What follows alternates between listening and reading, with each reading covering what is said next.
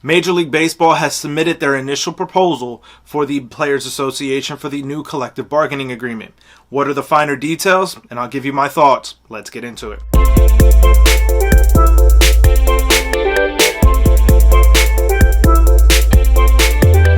What's going on, baseball fans? Jeremy Laracuente here for the Baseball Banter Broadcast. And as I said in the open, we are going to be discussing the newest plan laid out by Major League Baseball for the collective bargaining agreement.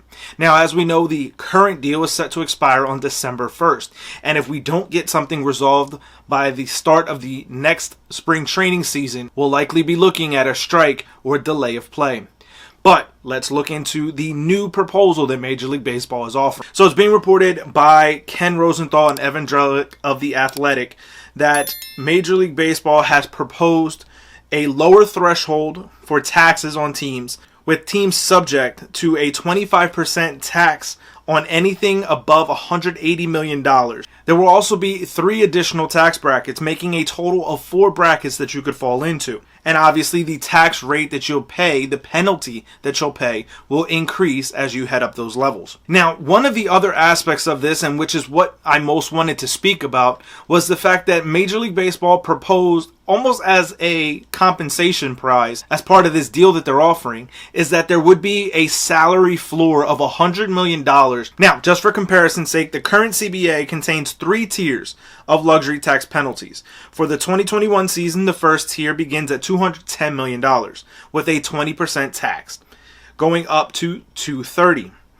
After the $230 million, there's a 32% tax on everything above that $230 million that you're spending. And then there's the tax bracket of above $250, which is at 62.5% tax on every dollar that you're over that limit. And then obviously, as we know, the more years that you're over that limit, the more those penalties will escalate and raise up. That's why you're constantly seeing teams like the Yankees, Red Sox, now the Astros, Phillies, and even the Padres are trying to make moves at the deadline and also in the offseason to get under that $210 million tax threshold so that they aren't penalized for consecutive years of being over that limit. So this is the major aspect that's being reported at the moment about the new offer by Major League Baseball. Now, I do like the idea of there being a salary floor. Then you wouldn't get teams that are playing with a AAA squad like the Baltimore Orioles are this season.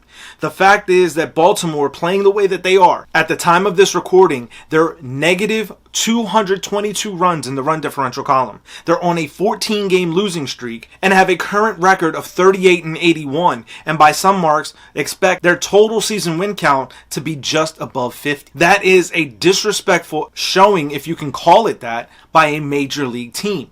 In all reality, this is a AAA or a quadruple A team that is being put on the field each and every single night. And when you have teams like this that bottom out, they also play a big factor in how the divisions shake out. Now, yes, we've seen this strategy work in the past. The Astros, the Cubs are the most notable examples of this working in their favor. However, if this new proposal goes through, this tanking strategy is no longer going to be a viable option, as having a floor, a salary floor of $100 million is going to be a necessary evil. Now, the other aspect of this is that starting the luxury tax threshold with that first tier of being $180 million also puts teams at a disadvantage.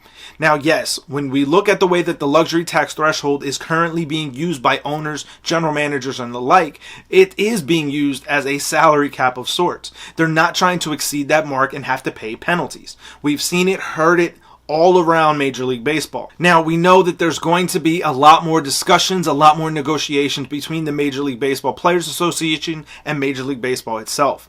This is a solid foundational idea in my mind. However, it is being reported that it's a package deal, a full package deal, all or nothing, not individual pieces. I don't think that the $180 million luxury tax threshold being the first tier is going to quite make it past the Players Association. I do believe that having a floor of $100 million is going to help not only bring up the product when you're looking at teams like the Baltimore Orioles this season, the Cubs, the Astros of the past. You're going to have to field a team that is much more competitive when you're putting together a $100 million team at minimum. Now, that being said, what will happen and the unforeseen circumstances of what will happen is we are going to see teams like the Baltimore Orioles trade for players like a aging Miguel Cabrera, who's making $30+ million a season just to be able to meet that luxury tax threshold. Wait for his money to fall off the books and then reinvest when their window has suitably come fit. There are likely a number of notable things that we're going to hear discussed between MLB and the MLBPA between now and next season. Obviously, the universal DH, something that we here at the Baseball Banter Broadcast absolutely are in favor of, and I'll get into more on that in a future video. There's also going to be conversations about expanded playoffs. In my mind, that is going to be a thing that happens whether fans like it or not. Personally, I think that having more teams in the hunt for the postseason is a much better fit for the Major League Baseball. It has more teams, more markets, more fan bases, and ultimately more revenue for the players and for the league. And that's something that Major League Baseball is always looking for. Now we'll get into most of these other things that we hear reported as part of this negotiation for the new collective bargaining agreement as they come out. But these were my thoughts on the reported baseline $100 million must-have salary and the first luxury tax threshold of $180 million. If this was broken up between each individual item, I think that we would likely see the $100 million floor. But because it is an all or nothing type of a package, I don't think that the MLBPA is going to go for it.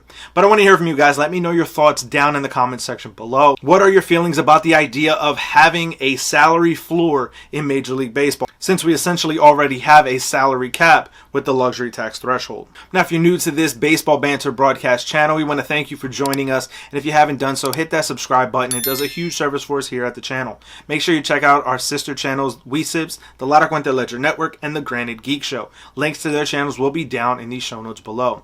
Now, one other thing, I will be going on a bit of a hiatus as today I'm getting married and will be on my honeymoon. So over the next couple of weeks, what you're going to be seeing from the channel are previous installments of the Baseball Banter Broadcast from the Laracuente Ledger Network. We're going to begin with our series on the top 10 right now at each position in the major leagues. This is something that MLB Network does each and every offseason.